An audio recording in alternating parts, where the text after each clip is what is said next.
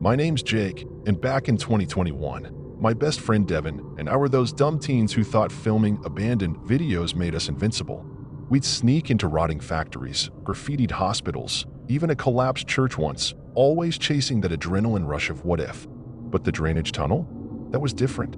It wasn't just some forgotten place. It felt waiting. We found it behind the old Cedar Park playground, where the woods got so thick the sunlight just gave up.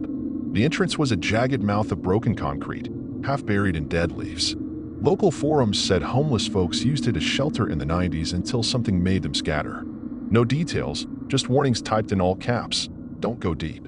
Naturally, we packed our cameras and went at noon, laughing about ghost stories. The first 100 feet were standard urban decay, cigarette butts, spray-painted demons grinning from the walls, the stink of wet metal.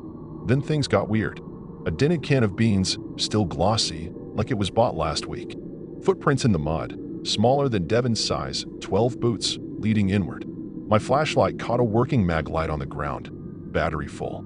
Devin joked about squatters, but his voice cracked. That's when the recording started.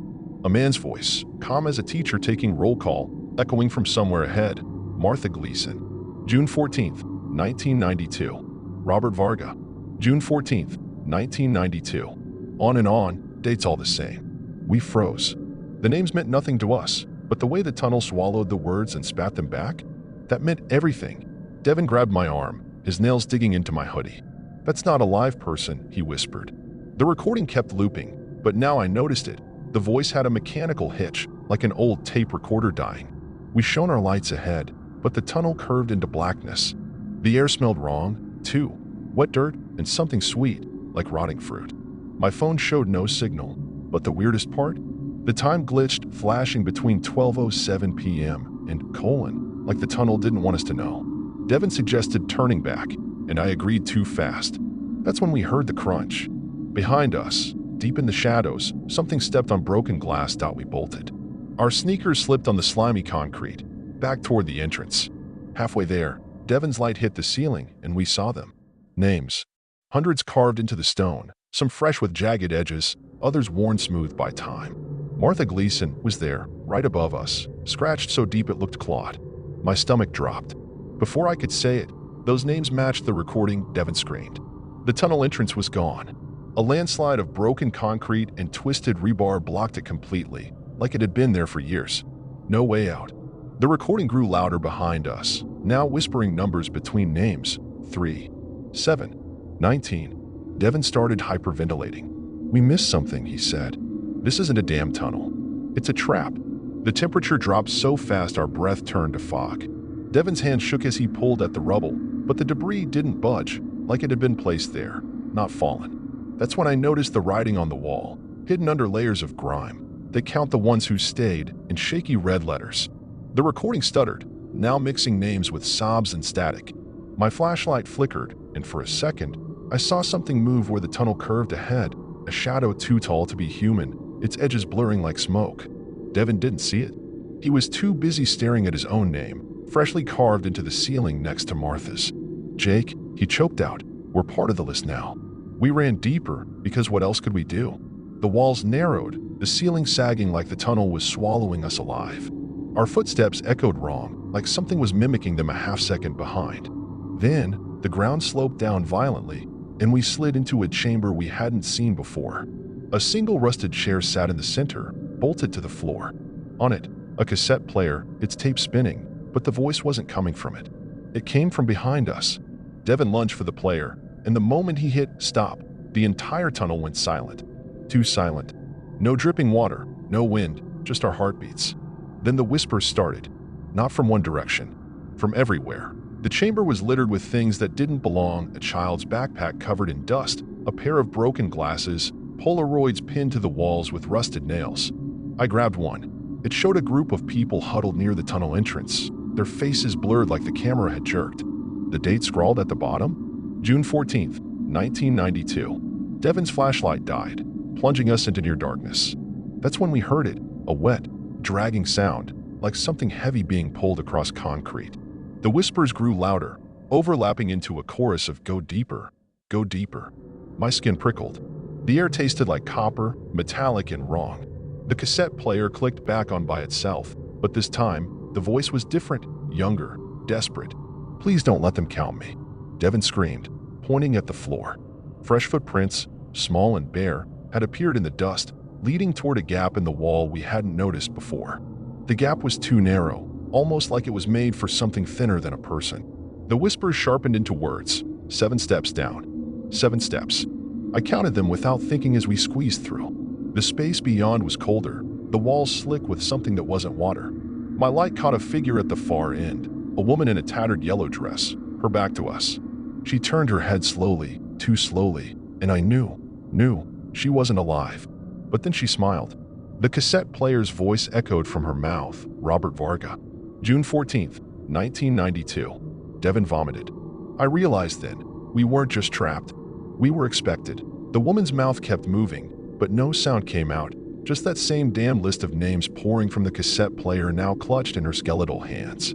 My eyes adjusted to the gloom, revealing the truth about the walls. They weren't just carved with names. Dates of birth and death stretched floor to ceiling, all ending on June 14th, 1992. Devin grabbed my shoulder, his breath ragged. "The flashlight," he whispered. The beam shook in my hand as I followed his gaze to the floor. Fresh blood, still glistening, led to a crude altar of stacked concrete blocks. On top lay a knife, modern, clean, and a single Polaroid of us entering the tunnel that morning. The whispers became a roar in my skull. One stays. One leaves. Something cold brushed my neck. I spun to see the woman inches from my face, her yellow dress now clearly a hospital gown, her eyes sewn shut with black wire. The cassette player spat static as she pressed a bony finger to my lips.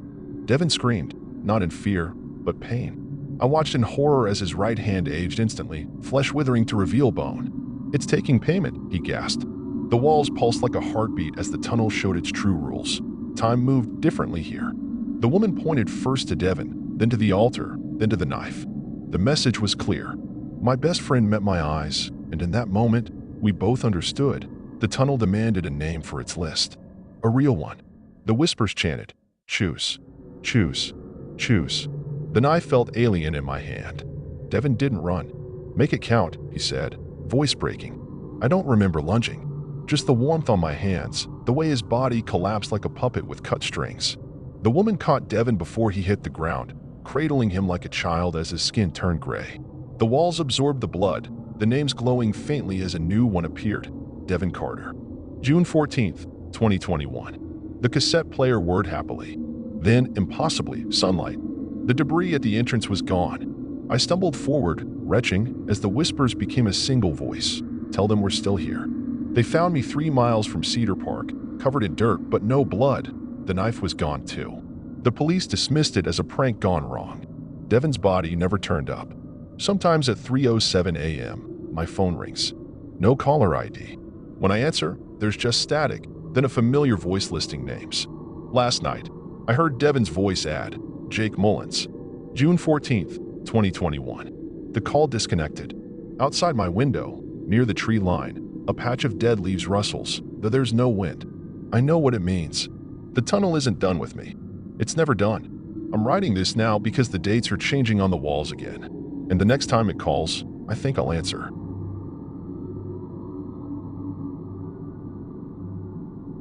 My name's Jake, and back in 2019, I was that guy who'd drive for hours just to photograph abandoned places, gas stations, motels, you name it.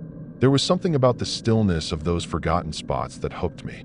That's how I ended up on Route 17, a cracked two-lane road straddling the Arizona-New Mexico border, nothing but scrubland and the occasional buzzard for miles. The gas station looked straight out of the 60s, sun-bleached sign, busted pumps, and a garage with its roof caved in. Perfect. I pulled up just as the sun dipped low, painting everything in this eerie orange glow. I remember thinking how quiet it was. No wind, no cars, not even crickets. Just the crunch of my boots on gravel as I framed shots of the main building. The hairs on my neck standing up for no damn reason. I was circling the garage when I saw it. A small storage room tucked behind the main building, its metal doors slightly ajar. Weird. I'd swear it was shut tight when I arrived. Maybe the wind. Except there was no wind. Then I heard it. Muffled voices, too low to make out words, like a radio left on in another room. My stomach dropped. I wasn't alone. Gripping my camera like a weapon, I inched closer, telling myself it was just squatters or kids messing around. But the second my shadow crossed the doorway, bang, the door slammed shut so hard the rusted hinges screamed. No draft, no hand pushing it. Just silence after. That's when the feeling hit me, cold and certain. Whatever was in there wanted me to come closer. And my car was all the way on the other side of the lot. The silence that followed was worse than the slam. My breath came out in short, visible puffs, which made no sense because the desert heat should have lingered. I took a step back, and that's when I caught the smell. Gasoline, thick and fresh, like someone had just spilled a tank. But the pumps were dry as bone. Underneath it, something else, rotten meat, maybe, or spoiled milk. My camera strap dug into my neck as I swung it around, ready to bolt, but then a click. The storage room door creaked open again, just an inch. No wind, no one touching it. The voices came back, clearer now, whispering my name. Not Jake. No, they used the name my grandma called me when I was little, the one nobody knew that I should have run. Every cell in my body screamed it, but my legs wouldn't move. It was like that nightmare where you're stuck in tar, except I could feel something pulling me forward, not physically, but behind my ribs, like a fishhook in my lungs. The door gaped wider, pitch black inside. My flashlight flickered when I aimed it, but for a second, I saw shelves lined with dusty oil cans and a pair of boots. Just the toes visible, someone standing right behind the door. The whispers turned into a wet, choking laugh. That's when my phone buzzed in my pocket, a text from my buddy Mark. We hadn't spoken in weeks. All it said was, "Why are you at the station?" My fingers trembled as I pulled out my phone. Zero service. That text shouldn't have come through. The screen glitched, Mark's contact photo twisting into static before my eyes. I tried replying, but the keyboard just spat out gibberish. Y0U5T4YH3RE. The storage room door groaned wider, and the smell of gasoline surged, so strong my eyes watered. That's when I noticed the wet footprints leading from the door toward me. Not dusty or old, fresh, glistening under the dying light like someone had just stepped out of an oil puddle. But there was no liquid anywhere. The whispers sharpened into words. Come see, come see. My gut said to run, but my feet took a step forward. The second I crossed the threshold, my flashlight died. Pitch black. The air turned icy, my breath coming out in white clouds despite the desert heat outside. Something brushed my arm, not a hand, but something stringy, like wet rope or hair. I swung my camera blindly, hitting nothing but air. Then the laughter started again, gurgling, like the person was drowning. A dim light flickered from deep inside the room, revealing rows of rusted shelves, all empty except for one at the back. On it sat a single Polaroid photo, face up. I didn't want to look, but I couldn't stop myself. It was a picture of me, taken from behind, standing right where I was now. The timestamp in the corner read, "Today." My hands shook as I grabbed the Polaroid, the image still developing before my eyes. The me in the photo was turning his head, slowly, like he'd just noticed something behind him. My throat went dry. I didn't want to turn around, but then I heard it, a wet, dragging sound, like boots slogging through mud. The flashlight suddenly flickered back on, casting jagged shadows across the walls. That's when I saw the other photos. Dozens of them, tacked to the shelves, all of me, some from childhood, some from places I'd never been. The worst one showed me lying on the concrete floor of that same room, eyes wide and empty. The timestamp read, "Tomorrow." The dragging sound stopped. Right behind me. I spun around, camera raised like a weapon. The doorway was gone, just a solid wall where I'd stepped in. The air smelled like burning rubber now, choking and thick. The whispers erupted into overlapping screams. Men, women, kids, all howling, "Look at us," from the darkness. My flashlight died again, but the Polaroids began glowing faintly, each one revealing a new nightmare. Me running down Route 17, me screaming into a dead phone, me digging a shallow grave in the desert. The last photo, barely visible under a layer of grime, showed the gas station sign, but the letters were rearranged. It didn't say gas anymore. It said gone. That's when the hands grabbed me, not from behind. From inside the photos that I screamed as those paper-thin fingers dug into my wrists, cold as freezer burn and weirdly flat, like they had no depth. The Polaroids were vibrating now, edges curling as if burning from within. I yanked my arm back, tearing through the photo of me digging the grave, and suddenly wet soil exploded across the floor, filling the room with the stench of upturned earth. The hands retreated with a hiss, but the walls started bleeding rust-colored liquid, dripping onto the photos and making the images warp. The tomorrow picture was melting, my dead-eyed face stretching into a silent scream. I realized with dawning horror that whatever was in here wasn't just showing me the future, it was making it happen. My fingers found the hole I'd torn in the grave photo. If I could break enough of them, maybe. I lunged for the shelf, ripping down photos like a madman. Each one burst like a blister. The running photo released a gust of desert wind. The screaming one shattered a glass splinter shriek that cut my ears. The room buckled, shelves collapsing inward like the place was digesting itself. Then I saw it. The original photo of me standing here, still glowing faintly. The me. And it was now pointing frantically to the floor where my real shadow fell. I dropped to my knees, clawing at the concrete until my nails split. There, under decades of grime, was a rusted hatch.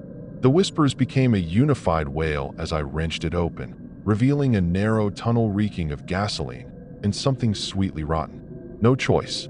I jumped in as the storage room imploded above me. The tunnel swallowed me whole, the darkness so thick I could feel it pressing against my eyeballs.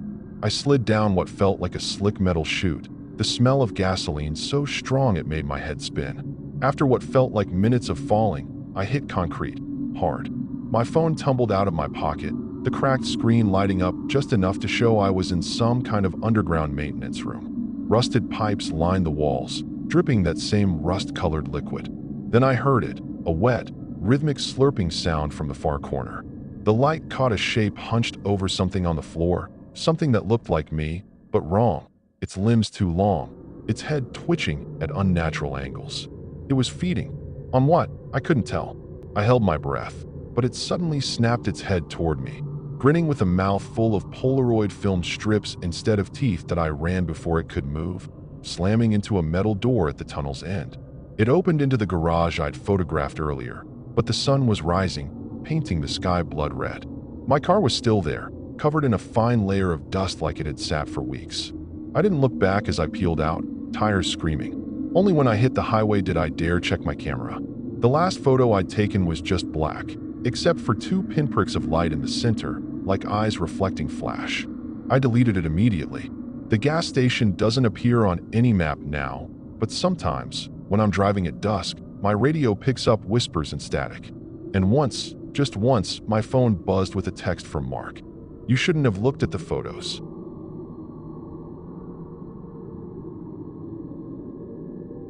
My name's Daniel, and in the fall of 2022, I was knee-deep in research for my architecture thesis on forgotten urban spaces. I'd spent weeks obsessing over blueprints of old factories, sewer tunnels, and, most intriguing to me, abandoned train stations. That's how I found out about the Cedar Hollow Terminal, shut down in the late 90s after a fire of suspicious origin, according to a faded newspaper clipping. The place was a time capsule, peeling Art Deco murals, ticket booths still stacked with yellowed schedules, even rusted-out vending machines with soda brands that didn't exist anymore. I figured a solo visit would be fine. It was broad daylight, and I told my roommate roughly where I'd be. Besides, urban exploration was part of the job, right? I packed my camera, a pocket knife, for measuring cracks, I told myself, and a nervous energy I couldn't shake. The second I stepped past the "No trespassing" sign, the air got heavier, like the station was holding its breath. At first, it was just the usual decay. Crumbling plaster, the sour tang of mold, and that metallic whisper of wind through broken windows. I documented everything, my boots crunching over shattered glass near what used to be the baggage claim. Then, halfway down the eastern platform, I saw it, a navy blue JanSport backpack, too clean to have been there long.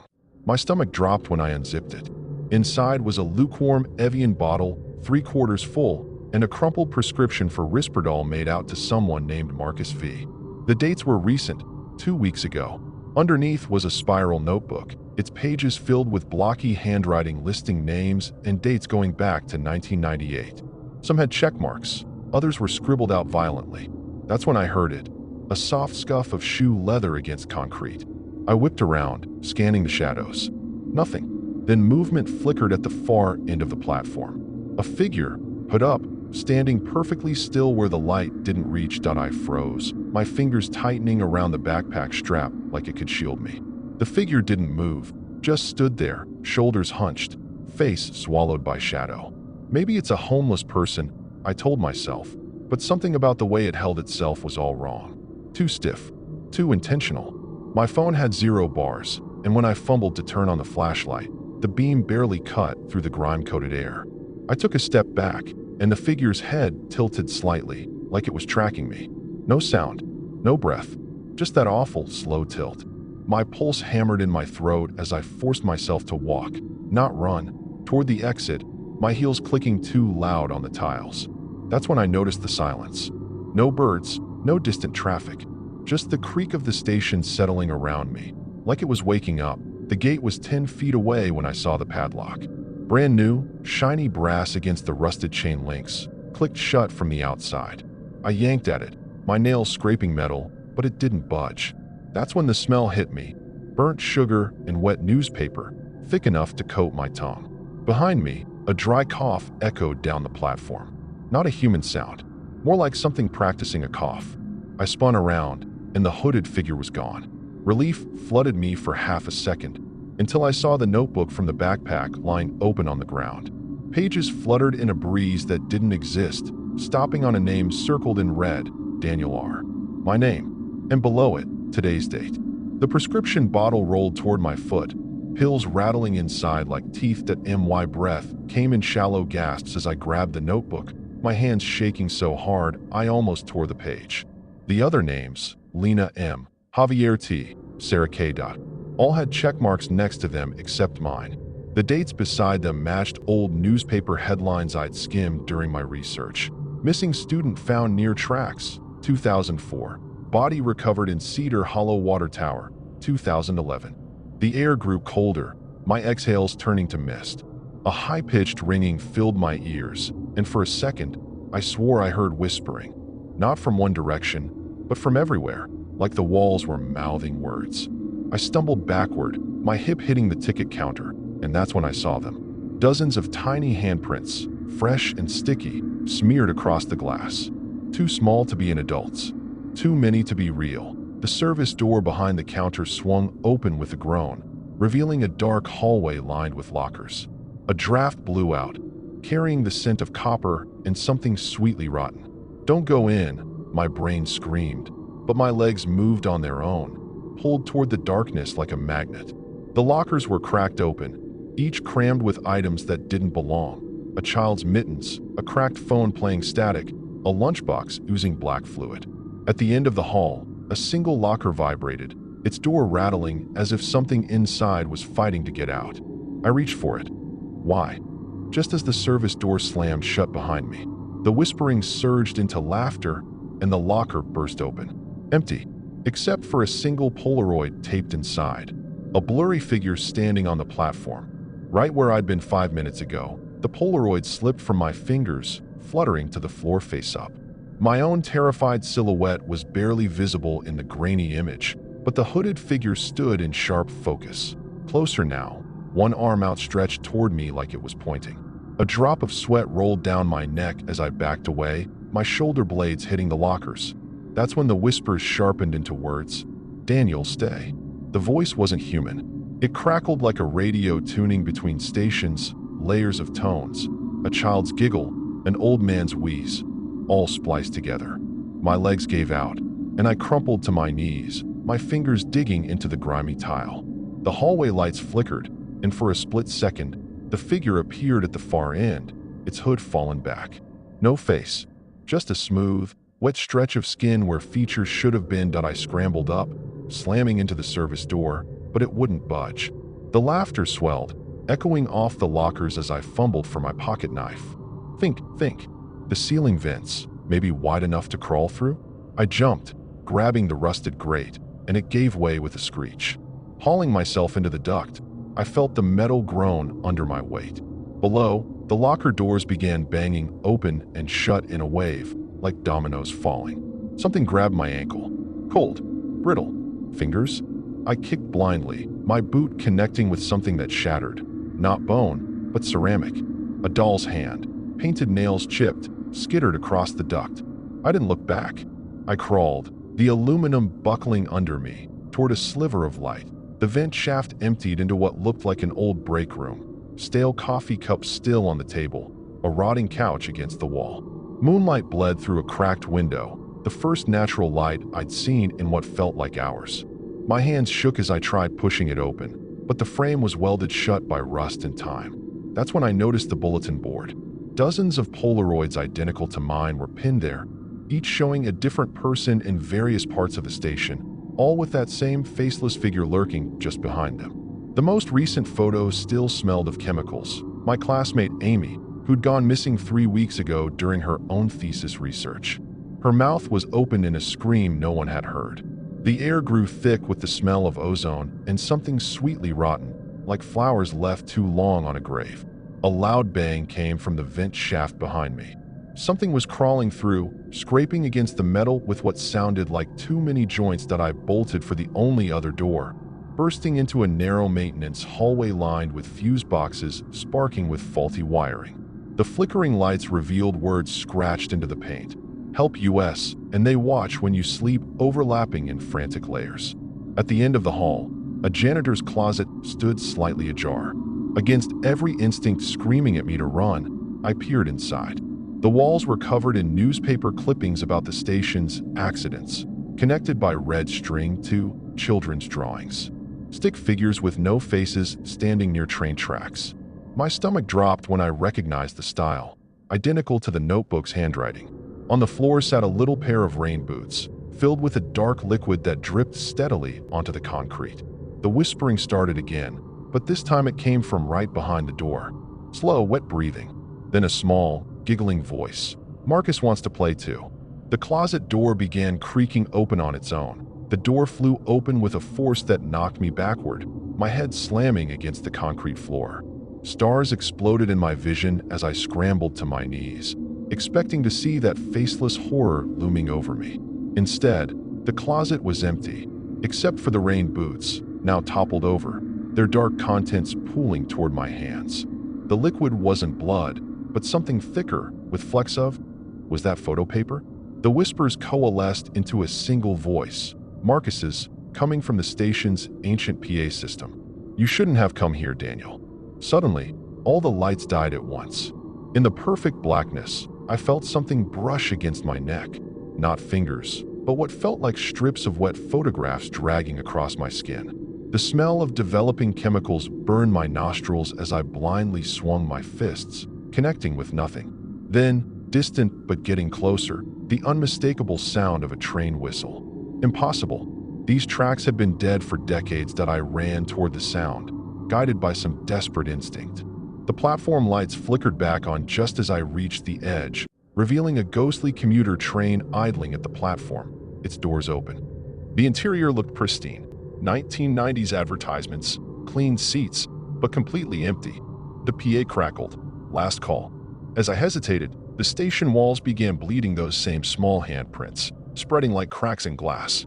The train whistle shrieked again. I jumped aboard just as the doors slid shut with a hiss. Through the window, I saw them, dozens of faceless figures now crowding the platform, their heads tilting in unison as the train lurched forward. When we emerged into sunlight seconds later, the train vanished, leaving me standing on active tracks miles from Cedar Hollow, my clothes reeking of chemicals. The doctors said I was lucky to survive a fall onto the live rails. They don't believe me about the station, but sometimes, when I develop my thesis photos, I catch glimpses in the negatives, small hands pressed against the emulsion, and something tall standing just behind me, its smooth face reflecting the darkroom's red light.